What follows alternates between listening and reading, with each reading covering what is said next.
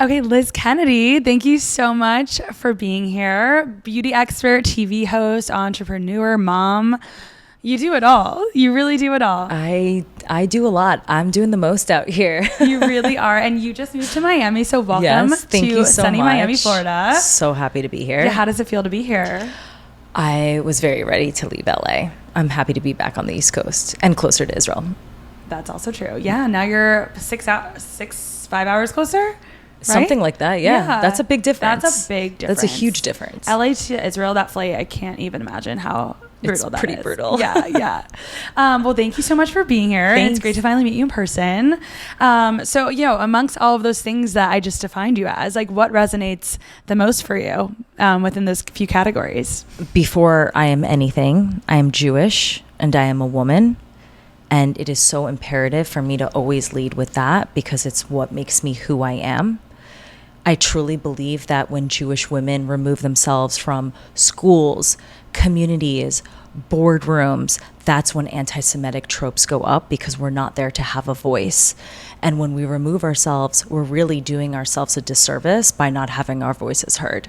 That's huge. And I think like that's a big part of your message too, that I find like so inspiring, is that you aren't afraid to show who you are.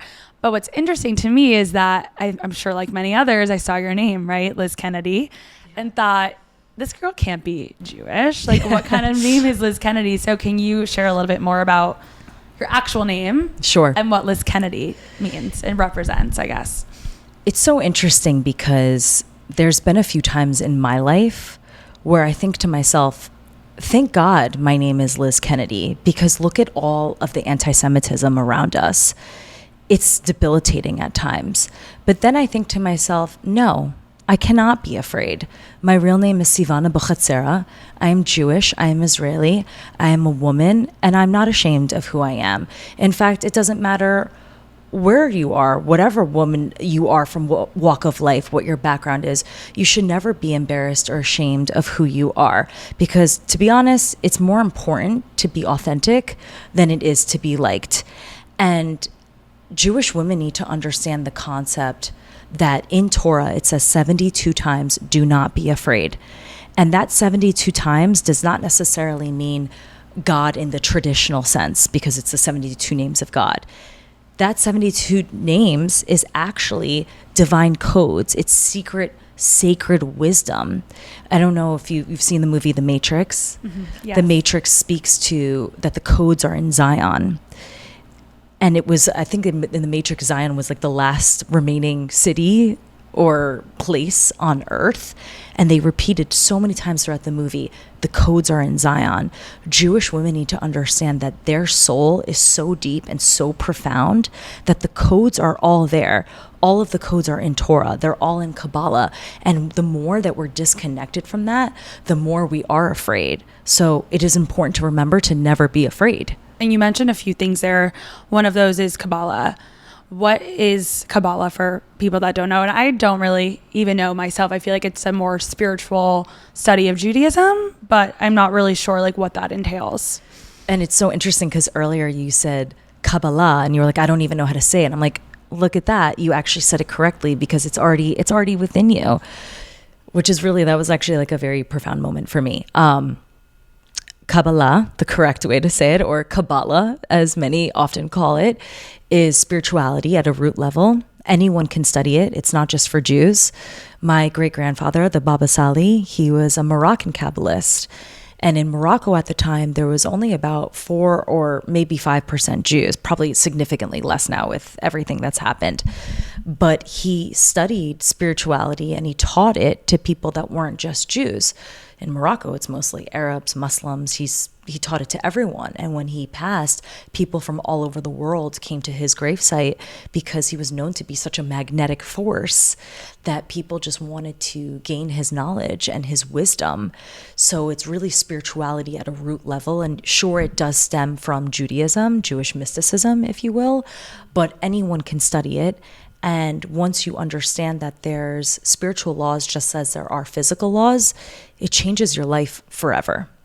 So what are some of the laws, I guess, that you maybe like abide by from the teachings of Kabbalah? Oh gosh, that's too many. That's like too general. asking me like what my favorite skincare product is. There's so many. I mean, there's so many laws. I would have to go down to a specific topic, but it really allows you to move through life in a way that's not just existing through the 3D, right? We live our days in a 3D experience. It's physical, which is beautiful. We get to enjoy all the beautiful physical things that the world has to offer.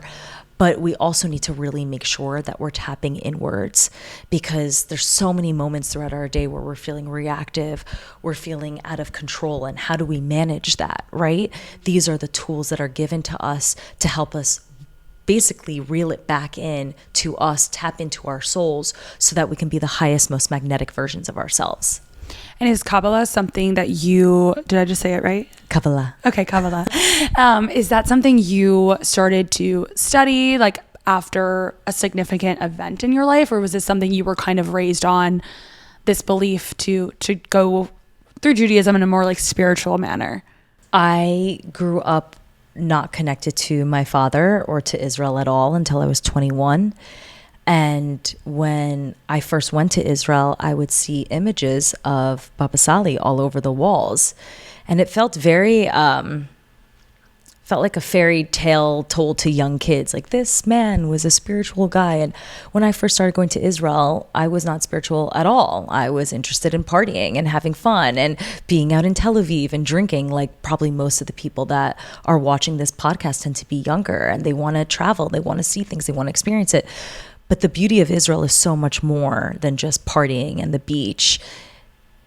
The profound spirituality there for all walks of life, by the way, not even just Jews. We know that Jews are not the only people to live in Israel. It's Christians, Hindus, Muslims, Arabs. Muslims and Arabs make up 40% of Israel, and we all coexist. The spirituality that exists within Israel is absolutely profound. And the older I got, the more I realized that my soul was missing something.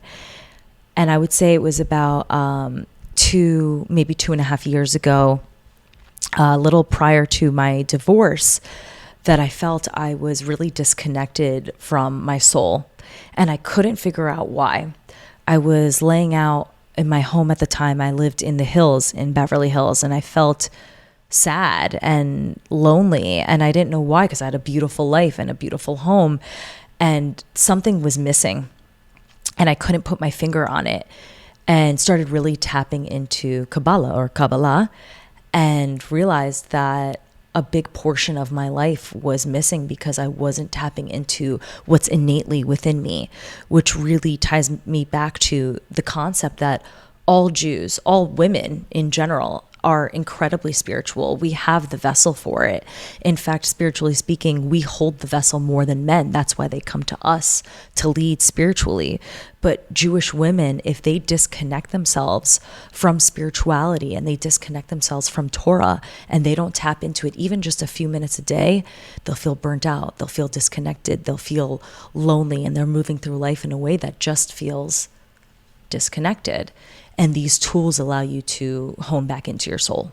That's really interesting. To me, what you're describing sounds like very meditative and a way to kind of gain more control and like find a deeper meaning. Correct. In life. Correct. Which I feel like, later in life, people often tend to get more religious or get more spiritual. And like, why is that? I guess, like, why do we go through life without this connection? Like, it oftentimes takes something like October 7th, right? Or this like big life event for that to change and for us to kind of go back to our roots. Like, for so long as Jewish people, we assimilate into society.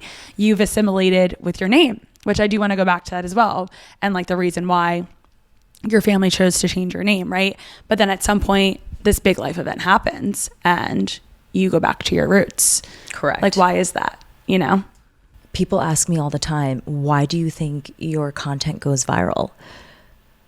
And I'm honest, I'm not reinventing the wheel. I'm using my wisdom from Torah and Kabbalah, and I'm modernizing it in a way that women understand it practically and use examples from our everyday lives. What we go through doesn't have to be as painful as it is. There are answers and there's spiritual reasons as to why everything happens to us in our lives. prayer is just a tool it's a technology to use to connect to something higher, just like beauty is. When we do a skincare routine, it should be taken seriously. Beauty routines are from the beginning of time. The Egyptians, the Judeans, the Africans, we all use these spiritual practices, these beauty routines, as a way to self-respect, to touch ourselves, to touch our face, to slow our nervous system, to tap into something higher than just us. Prayer and all these things that are considered spiritual or woo-woo, it's not woo-woo. It's a way to connect to something outside of just yourself. It's selflessness at a profound level. And do you feel like, and just getting into more things that might be a little bit personal, and feel free to, we don't need to go into it or not. I'm so used to it at this point. I'm like, hopefully you'll be open to sharing. But you mentioned you were divorced, and I know you do have a 5-year-old son as well. You're a mother. So do you feel like a lot of your connection to Judaism in this more like spiritual manner has stemmed from what you went through your divorce? I went through something actually probably more painful after my divorce, a relationship that was very profound to me, that changed my life in a lot of ways for the good, more the good than negative. I mean, really everything that happens to us is for the good. In the moment, it felt very negative, but now looking back, I understand why it happened, and it was to force me to go inward and to tap more into myself and to my soul. And that's what really pushed me to do that. And look what miracles came from it, because now I'm using that wisdom and I'm helping women, not just Jewish women. Women are struggling all over the world looking for answers. They're searching for answers. Like, what do I do? Where do I go? Why is this happening to me? And my agenda and my mission in this lifetime is to help as many women as I can. Yeah, I definitely wanted to understand more about your own like career trajectory, because you were known to be this like beauty expert and beauty founder, but now you really preach this methodology of like being magnetic and how that can really help women find their true selves, inner selves. I mean, I would love for you to explain it. I'm not explaining it well. But from what I've seen, you're helping women on the daily to become a better version of themselves. So can you share a little bit more about like your background in like the beauty space? Sure. And the trajectory from then to now? Beauty has always been a love of mine. I grew up with a single mom, and we didn't have a lot of money. So skincare for me was a way to be in the bathroom, be alone in a cold area. It's the way I self-soothed. And I would really stretch out a skincare product that cost $13. I would use that to the last drop. Like, I would empty it to the last drop. And I really felt peace in just applying product, again, to calm down my nervous system. Even at a young age, I didn't know why, but it's because these practices have been around since the beginning of time. Egyptians took baths in milk. They didn't have skincare products, but that's how they used to connect to a spiritual connection, right? They used that to slow themselves down. And I fell in love with beauty at a very young age because I understood the power of it. I get very frustrated when people say beauty is vanity. Beauty is everything. Beauty's in children, beauty's in plants, beauty's in walking down the street and getting inspired by a sign. Beauty is everything. And I noticed that, and I started to think to myself, okay, I'm in beauty. I love creating product and patents and trademarks, and I love education around beauty and how science works in skincare. But wait, there's a disconnect. It's okay to love beauty and it's okay to want to take care of yourself. But what about internally as well? And in order to be magnetic, it's not enough to just care about your external looks. It's not. You have to work on the inside. But also, if you're working on the inside, but you don't present yourself in a way that shows the world who you are, that's not magnetic either, because it should be 50-50. You should be mirroring inside and out. And growing up, you're so often told, yeah, you shouldn't care about beauty, or, oh, you should only care about studying, or you should only care about beauty and find a man that's wealthy. But what if you can have it all? Who told us that we can't have it all? And Kabbalah often tells us you can have it all. Money is not evil. Being beautiful is not evil. Caring about the way you look is not evil. You can use all these things to actually not just benefit yourself, but benefit humanity. It's a tool. Right. And you say benefit humanity. So what does to you does being magnetic and being beautiful do for humanity as a whole? People need to understand that the power they have when they turn inward and they really focus on their soul, that will shine outwards, and then they can use beauty and use beauty products to just help highlight that. It's really just the cherry on top, and there's nothing wrong with that. As long as the goal is always to be the best version of yourself and not to be anyone else, what's the problem? Yeah, no, I can totally resonate with that. I feel like I remember myself, like bringing this to like a personal story. I remember myself in college. I always like loved to work out and, you know, feel good. And obviously part of that too is I wanted to look good, right? And what's wrong with that? But I remember I had college friends of mine who would be like judgmental, like, oh, you're going to the gym again? Or like, and by again, it was just like once a day, you know, it wasn't like I was being crazy going to the gym, but it's like, why should someone put judgment on the fact that you are doing something to not only take care of yourself mentally, physically, and then also like be able to present yourself and look how you want to look? Like there's nothing wrong with that. And I think that's like a big problem that I have with just the beauty standards of today is like there's this fine line of like looking good and looking thin and looking fit, but also, you know, there's judgment behind a lot of that and like doing things to get there. And I feel like from looking at your page, like I know your first post on your page is like things that I do to like stay manicured essentially, right? Have you gotten backlash from any of the things that you've said? All the time. And I'm like, and but maybe this you could works share for me. some of what you say on that. Sure. Specific post. Everyone has their own aesthetic, right? Like one of my best friends, she would never do anything that I do. She can't stand it. And I'm like, that's cool. That's authentic to you. And I think that's beautiful. This is authentic to me. And if someone else likes it, great. If they don't have to, they can hit that unfollow button very fast. But for me, aesthetics is also really important, like the gym, because if I don't take that time to myself, I'm not a nice person.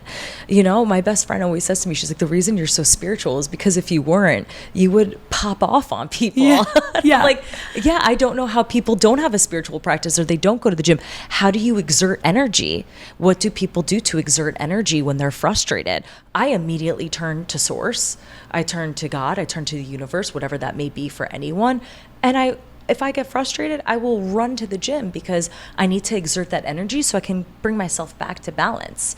And quite often I realize that when people get nasty or say certain comments, it's really a projection because they want to be like that as well. They want to respect themselves. They want to find that time. So when someone comes towards me in a manner that's perhaps not positive about these things, I say, where does this pain lie? Like, what is that pain point, and how do we manipulate it to be positive? Because these are beautiful outlets. It's better than addiction to alcohol, to drugs. Like, if that is your healthy outlet, so be it. Yeah, there shouldn't be judgment placed behind someone doing that, but you're absolutely right. It probably comes from that own person's insecurity of like wanting what you're doing, but not having maybe the inner motivation to do it themselves. And that's part of my goal, right? That's part of my agenda, to show women like it is important to care about how you look. And it's also really imperative to know yourself at a soul level so that you can be magnetic inside and out, because one can't live without the other. So where did this idea and concept of becoming magnetic as a woman, like where did that stem from? Oh my gosh, I didn't even tell you this because we were talking earlier. I did a video on this. I should probably resurface it. I bought a book on Amazon 2 years ago, $15.99, about the Baba Sali, just to understand more in depth about who he is, what he is, who he was to everyone. And the 7th page of the book, it said Baba Sali was known to be a magnetic force. I kid you not. And a few years prior, I patented a multi-use skincare product called Beauty Magnet. And I remember being obsessed with the name, and I woke up in the middle of the night. I'm like, why do I keep thinking about this name for this tool? It's not even that big of a deal. It's a Swiss Army knife for women. Like, I created it because I wanted it. And then I realized, I'm like, there was something deeper. It wasn't the product. It was me. I was the tool, and my tool was given Kabbalah and Baba Sali to help spread my light and my wisdom. It wasn't ever about the tool. It was about the concept of what it is to be magnetic. And I remember reading this book, and I had gone to his gravesite for the first time ever about not that long ago, maybe 2.5, 3 years ago. And I've been going to Israel since I was 21 years old. And I remember the drive to Netivot. He's buried in the south. I remember thinking to myself, what a shame that it's taken me this long to get here. But you know what? I'm here, and I'm going to maximize this. And it all just took off from there. Wow. So isn't that crazy? You came up with this name before you even read about it. Yeah, but I didn't know why I was so obsessed with it. Right. And I called it Beauty Magnet because it was a play, the magnets magnetized together. And I was like, okay, cool. Like, that makes sense. But it was so much deeper than that, which just goes to show that nothing's by accident and nothing's mistake. Right, Nothing is a mistake. Everything in your life comes along for a greater purpose. Comes full circle. Yeah. When did you, I guess, like realize that there is this deeper meaning behind everything in your life, whether that's a bad relationship? Kabbalah. Yeah. Okay. Everything is back to Kabbalah. Everything. Okay. Because just like there are physical laws in life, there are spiritual laws, whether we want to believe it or not. Just because we see things doesn't mean the other things don't exist. When you boil water, what happens to the water? It evaporates. Doesn't mean it doesn't exist. It's the same thing as spiritual laws. Just because you can't see it doesn't mean it doesn't exist. And we would be ignorant to think otherwise. We're looking for answers. We're looking for insight as to why things happen. There's the reason. Wow, that is very profound to think about. And now I'm like, I got to get to Chabad Brickell ASAP for my Kabbalah class. So I will be looking into that after this. So I'm sure I will let the rabbi know. Liz Kennedy inspired me to come to Kabbalah class. And it's just interesting too. Like we go through life just like assimilating, right? And just getting along. Like there's so much about your story that I resonate with because like my name, for example, is like super Jewish, Kayla Schreibstein. Mm-hmm. I've always been a little bit embarrassed by it. Sure. Honestly. And it wasn't until later in life that I'm just like, I'm owning it. You know, this is who I am. Like I'm a Jewish woman, and that is at the core. Like I'm not just a woman. Like Judaism is my identity, and I am like such a firm believer, and like that is who I want the world to see. Unfortunately, I wasn't always that way, and it takes these like big life events or unfortunate circumstances and horrible things like October 7th and waves of anti-Semitism to really get back to our roots, right? And you know, I think you're a good friend too, Rudy Rock, when he says that like Jews assimilate, and then it takes an anti-Semitic trope for us to go right back and get deeper to our roots and be proud of who we are. And it's like, if we could just be proud our whole lives, maybe the world would be a bit of a different place. So, you know, going on that same note, you know, I think we were talking before, a lot of people reach out to you. You were saying about how are you so proud to be Jewish and so outspoken on your platform? A lot of women are afraid to speak out today. So what advice can you give to women that may be afraid to show who they are on social media or whatever that may be? I will say this as many times as I have to for every Jewish woman and non-Jewish woman to hear. It is better and most important to your soul to be authentic than it is to be liked. And at the end of the day, I will say this a million times, the Torah says 72 times, do not be afraid. And it correlates to 72 names of God. And those 72 names of God, it's not like a typical standard God as in one energy. It's the secret codes.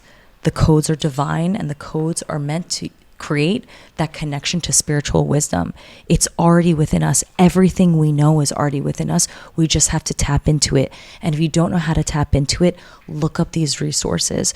Jewish women, unless they are connected to themselves, they will always feel disconnected. And this is where Rudy and I really understand one another, because we see so many people in the Jewish community really disconnect from themselves and really disconnect from Judaism.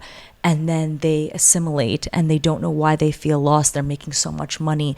They're doing well. They're living in big cities, New York, Miami, LA, DC, but they're not happy. They're not happy because they're not connected to their soul. Yeah. And to who they really are deep down. Yeah. I can absolutely relate to that. And it takes unfortunately it takes sometimes a big event for that to change. But I wish, people were more I think just even the education around it, like as a Reformed Jew myself, I didn't even know what Kabbalah was until a few months ago. Why is that? You know, it's just not talked about, at least like in the faith that I feel connected to. I grew up very Reformed. We kept the typical holidays, Passover, Hanukkah, like a very typical American. But it's true that as you age, you're looking for more and you're looking for more answers. Who is your audience majority made up of? My audience and my community, I hate saying audience because I really like, I send people voice notes because I see myself in every woman that I speak to. And I always say, when women follow me, quite often I think they don't even realize why they follow me. Sure, it's to get inspired, but what women don't realize is they're following me is because they see a part of themselves in me.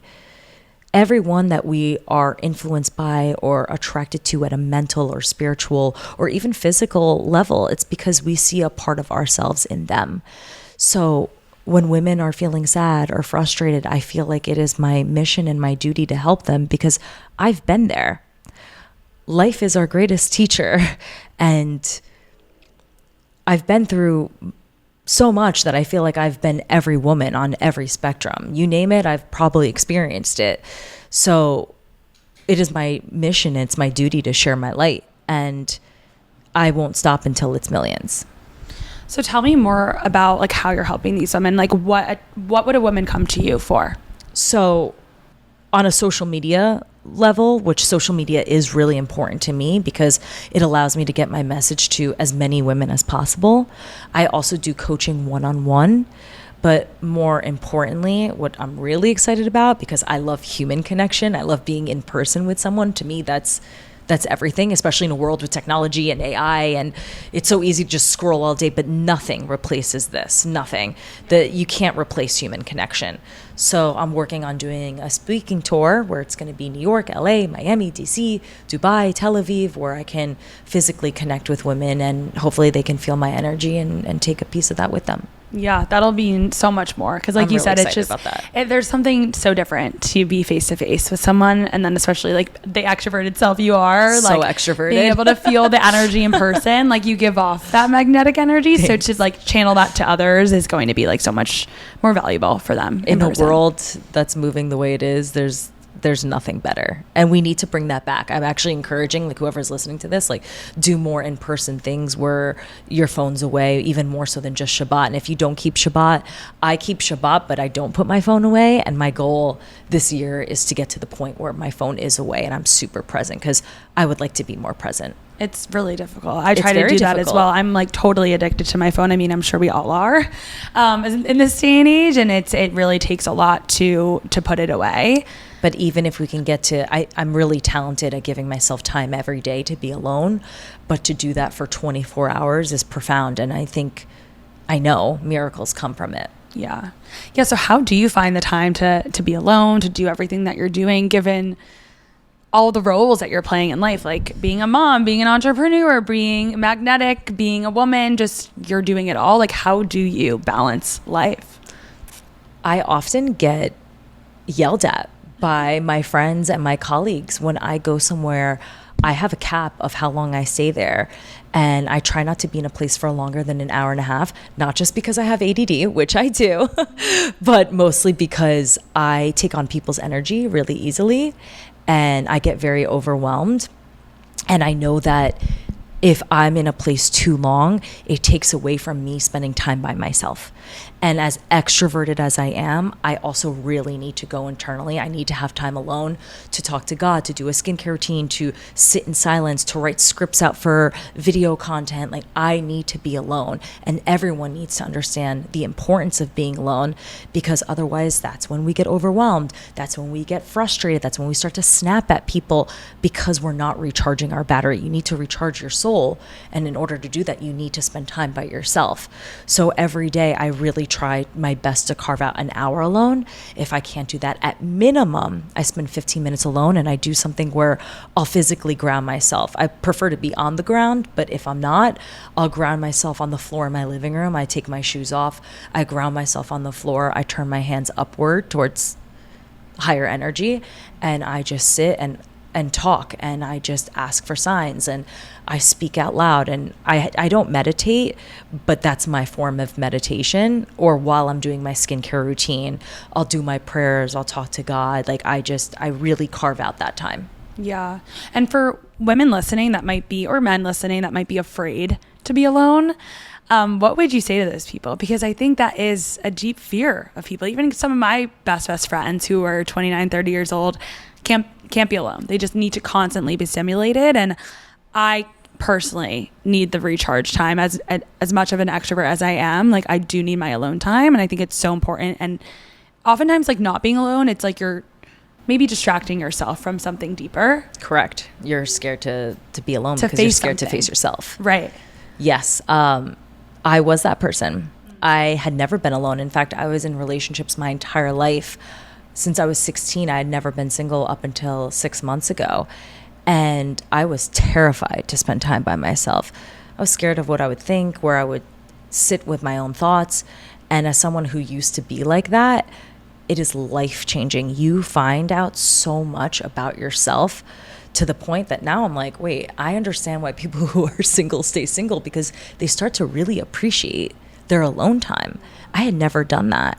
And you really get to know yourself when you spend time alone. Yeah, you do really appreciate the independence, which is a little bit scary because Sure. then you're like, oh gosh, when this lovely guy does come around, like, are we going to be ready for it? He You better know? be profound.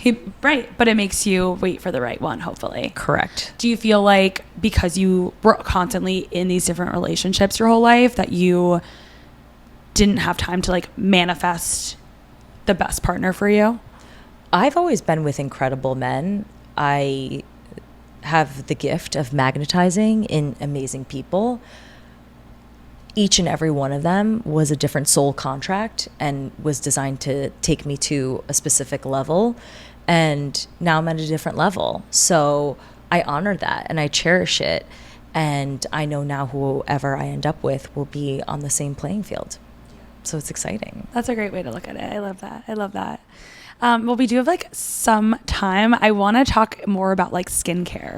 I love it. And some myths, since you are the beauty expert. You are an esthetician by trade, Yes, right? that's how I started my life as an esthetician in nursing school. I dropped out of nursing school once I started doing TV.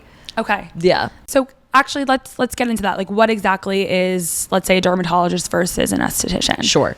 So a dermatologist studies medicine, and they understand how to deal with the diseases and the issues that lie within the skin. A lot of them have turned to the aesthetic side because it's fun and it's enjoyable, and they build practices out of it. But estheticians deal really with the surface layer of the skin. They do deal with the dermis, which tends to be deeper, but their focus is more holistic on how to deal with internal and external, whereas doctors are very medicinal. And I think there's a time and a place for everyone. A derm is someone you want to see once a year, check your moles, make sure there's nothing cancerous on the body. And an esthetician is your oil change. You want to go to them once every few months to clear the gunk out, make sure the skin is healthy, make sure your products don't need to be adjusted according to, I mean, I'm in Miami now. I have to use different skincare products I was gonna say, this LA. humidity. What are you doing now, Liz? I mean, my hair and skin are not, it's not vibing. We're really struggling out here. For the curly haired girls, it's scary out here in Miami right now. I need to get like a hair straightening treatments. I don't know. We're working on all those things. But I love skin. Skin is our largest organ. It covers us physically. Yeah, and your skin's amazing. Have you had any work done? I've had a lot of work done. Oh, okay. I didn't know if you would share. Can you are like, tell us? So you love beauty. What have you done? I'm pretty honest about everything on my social media. If it's out there, I've probably tried it. In regards to what? Skin treatments, like. Well, I guess I mean Botox. Oh, yes. Filler. Botox, filler. I don't do filler in the traditional sense. I do what's called like a biostimulator. I go to this girl, her name's MJ. She's a cosmetic nurse in Miami. Actually, she's life-changing. She does what's called biofiller, which is essentially, it's a biostimulator. So it's your own blood that stimulates collagen. It's probably the scariest treatment I've ever done in my life. Would I do it again? Absolutely. gosh, what I've done, the craziest treatments, skin tightening. I love Soft Wave. It's actually an Israeli technology. Oh, I don't know what Soft Wave tightens the is. skin at a muscular level. It's really cool. I'm actually doing a partnership with them because I became so obsessed with them. I was talking about them so much that now we're working together. Really cool company. It's basically like when you get an ultrasound on the body when you're pregnant, uses ultrasound technology to get deep into the muscle to tighten the skin. I don't believe that women should be doing facelifts or anything in their 20s or 30s. I mean, again, to each his own. I just think invasive at that level. There's so many things out now with technology that can tighten and tone. I mean, technology is absolutely insane. Like Korea's so advanced, we're a fraction of what they're doing. I was actually going to get into that because this weekend I was at the beach, as we do in Miami, and, you know, applying my sunscreen, and my friend was like, do you get tan with sunscreen on? I was like, of course I do. I don't burn, but I definitely still get very dark. And they were like, you're actually not supposed to get dark wearing sunscreen. Like the sunscreen in the United States is just not at the level, like it doesn't block out the ultraviolet.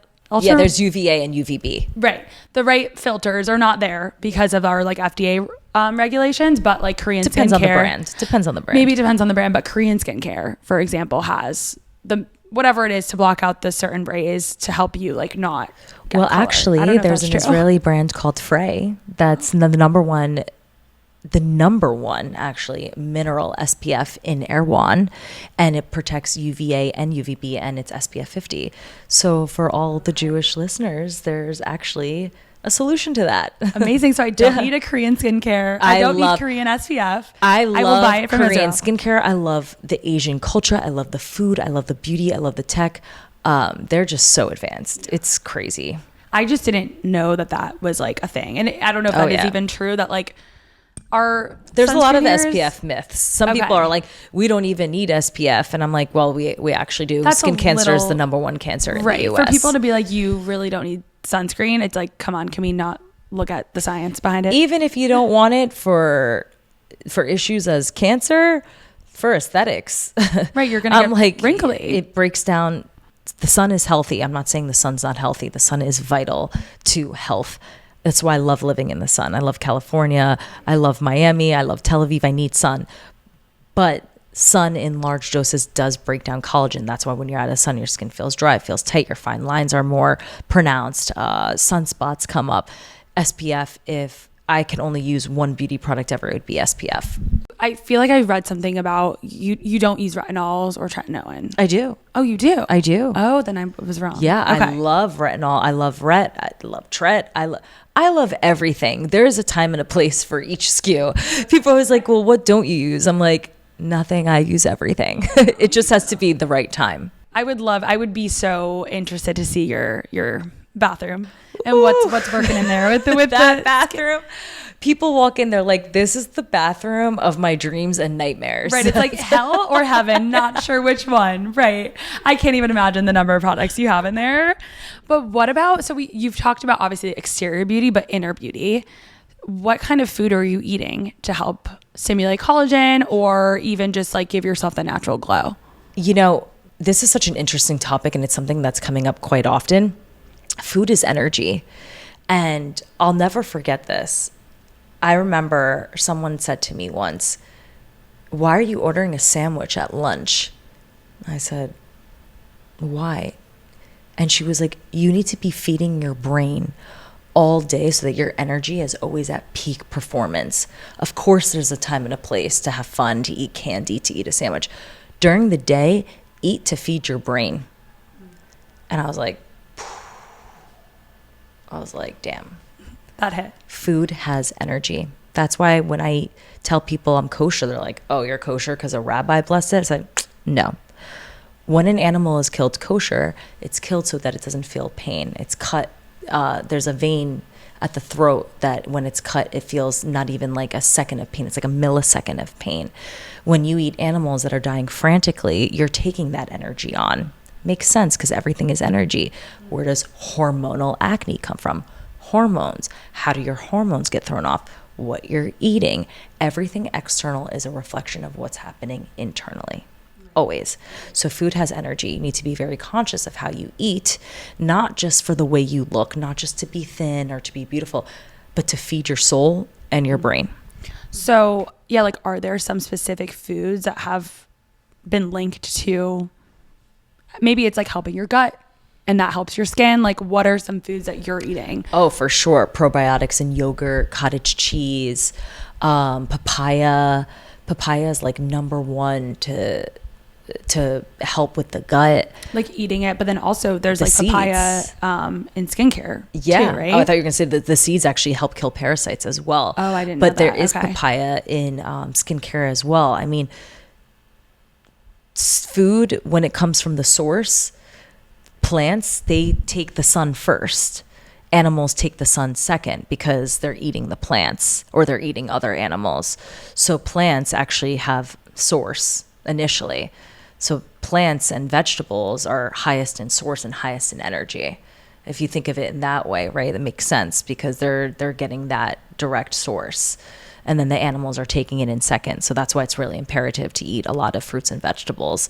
And it doesn't have to taste boring. There's so many ways to enjoy it. And there's so many options now on the internet to follow people that are creating beautiful food, and that doesn't take a long time. So as long as you can remember food is energy to fuel your soul and your brain. And there's also time to enjoy your life, of course, but your agenda should always be to eat as a source of energy because energy is everything. I think during like the weekdays too, it's easy to stick to like that on a weekday when you're working and being more productive, and then the weekends can be maybe your time to like have fun and go out and eat whatever you want. Life's meant to be enjoyed too. You gotta have some balance. Life is in meant there. to be enjoyed. But I can resonate with that. Like, as an Ashkenazi Jew myself, you know, stomach issues are real. So I don't know if you have that problem because you're a mix. The Sparty side saves me on that. I wish I had that.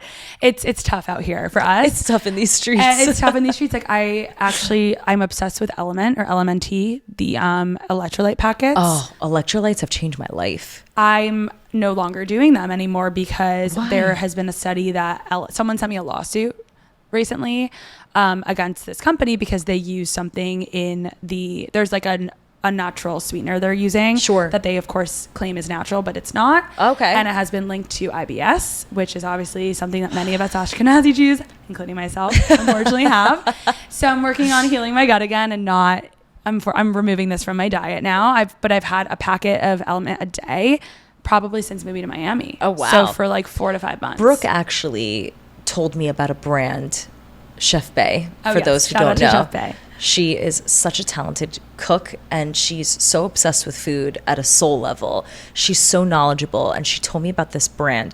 I don't know the name, but it's in my home. We'll have to get the name, yeah. It's incredible, and she said it's a better version of that brand. Okay, I will need that. Yeah, I and it tastes great. Need to talk to Brooke about that because I do want to continue to incorporate electrolytes because I don't think water is doing enough. So. No, and electrolytes are a game changer. I see a massive difference when I don't take it. Totally. Yeah.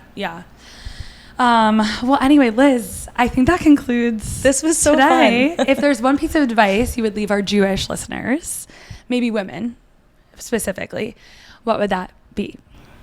Do not be afraid. Do not be ashamed. Always turn inward. When you don't know what to do, sit by yourself and talk to God and ask for signs. The universe always delivers. Always. And study Kabbalah. And study Kabbalah. Thanks so much, Liz. Thank you so much.